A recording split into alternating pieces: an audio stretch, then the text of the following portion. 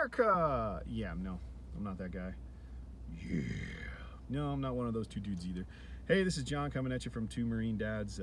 Figured I'd give you a quick tidbit about what's going on in my day-to-day. As some of you guys know, I work for a heavy civil construction company, and part of our job is to erect the border wall. So we are down here in Campo, California. Pretty much everything you see to the right of your screen is Old Mexico. Everything to the left is the United States. And you know, there's been quite a bit of miscommunication, intentional or otherwise, in the mainstream media about a couple things. You know, the effectiveness of this wall, whether or not we need it, whether or not it's going to stop riffraff and drugs, etc., from coming across, and whether or not it's just, quite frankly, racially insensitive or culturally insensitive. So I was hopeful I could tell you my personal experience down here through the lenses of my eyes, and hopefully clear some of that up. First and foremost, when we first got down here, I introduced myself to as many CBP agents as possible. I wanted them to know my name was John. I wanted them to know that, you know, I'm not just some construction worker.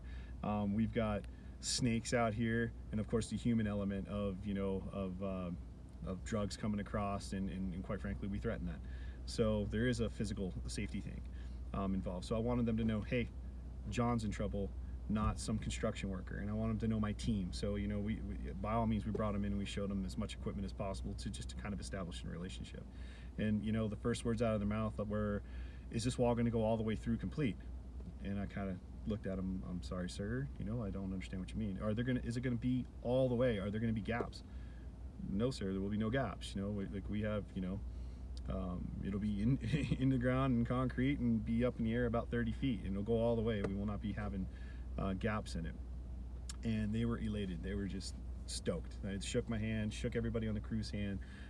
Thank you very much. You know, we've been getting, quote, we've been getting murdered out here with the amount of traffic, human, drugs, etc. So they were very, very stoked that this wall is going up. And through the course of the project, I've asked them, you know, in passing, where we're sitting at the same, you know, area, waiting for traffic to go through, I've asked, hey, is this wall being effective? Are you seeing a downtick? Hey, we've erected 10 miles now. How's the traffic coming across? And yes, they've seen the, you know, about 80% decline in the amount of traffic. Like I said, personally, I've seen CBP intercept drugs. I've seen CBP intercept a group of men coming across. I've seen CBP intercept females coming across who are running from Lord knows what. So this is happening. It is happening across the middle of the desert in 110-degree heat, 120-degree heat. This is actually happening. It's not idle gossip. I've seen it with my own two eyes. You know, as far as the racial component, you know, I'm dating myself here, but there was a comedian back in the day named George Lopez, and he had a bit about all these politicians want to build a wall and secure the southern border, and who the hell do you think they're going to get to build a wall? It's going to be a bunch of Latinos, and they're not going to be able to get anybody to build it. And then that was promptly stole by Carlos Mencia. Sorry about that. But the point being is that he was right. Who are you going to get to build the wall? I could tell you definitively, you know, 90% de la gente trabajando aquí están Latino. And about 90% more or less of the people working here are Latino. And that's the best Spanish I can come up with. So all you native speakers out there, please don't make too much fun of me. But no, seriously, they're here and they're local, and many of them have immigrated. Some of them actually live south of the border and commute back and forth, especially before this whole COVID thing hit. And the one thing they have in common is that they do not want riffraff in their neighborhood. They care about their family, they care about their kids, they don't want drugs, cartel, rapists, and all that nonsense that goes along with all that in their communities, near their churches, or in their schools. So you know, where George Lopez's joke fell short was these guys want this. And yes, that is exactly who's building wall, because that's who lives here.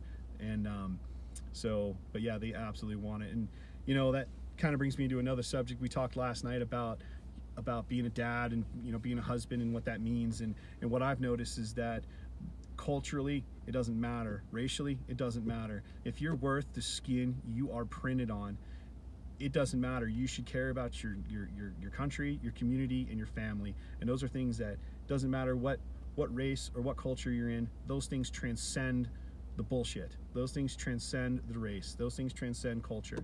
And I'll give you a kind of a comedic example. I met a guy named Jorge who was from El Salvador, which is not even from this continent. He immigrated to the United States from that country. We got to talking one day during lunch, and he has 13 children. And I don't know how he does it. I have 3 and I'm pulling my hair out some days. But he has 13 kids, and I was describing to him, I said, you know, my oldest daughter, she's turning 15. Words like prom date are starting to be thrown around the house.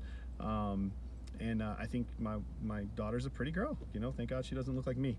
But she's, you know, blonde, tall, pretty. She's a pretty young woman.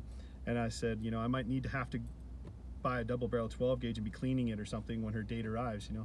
Not get all up in his face, not to be violent, but to let him know that I mean business. And my little girl better come back in the same condition she leaves in. And he started laughing, immediately burst out laughing.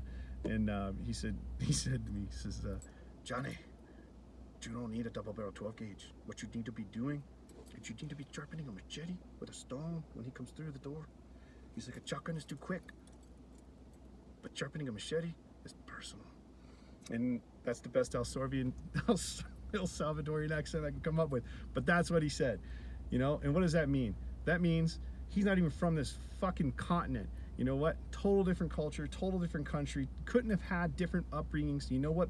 But the one thing that transcended all that was the fact that we were dads.